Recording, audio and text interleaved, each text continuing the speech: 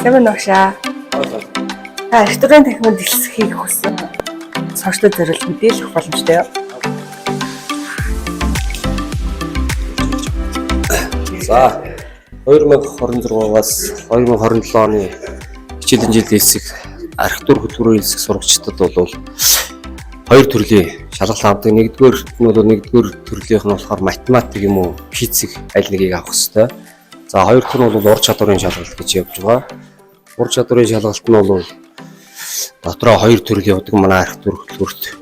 За нэгдүгээрт бол одоо зурх чадварыг шалгах. За хоёрдугаарт нь бол тесттэй. За тэр тест нь бол ерөнхий улс хурлын сургуулийн сонгон суралцахын агуулгаар олонхтойгоор ингээд тест авдаг. За энэ талаар бол одоо бид нар шалгалтаа бол дизайн элсдэг дизайны ангид элсдэг сурагчдаас араа өөрөөр авна.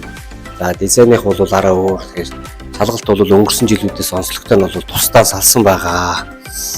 За дэнжлэн шалгалтын хувьд бол шалгалтын одоо дэлгэрэнгүй мэдээллийг өгөх зорилгоор бид нар манай архитектурын тэнхимийн багш нар бол ирэх хагас өдөр буюу 11-нд 13 цагт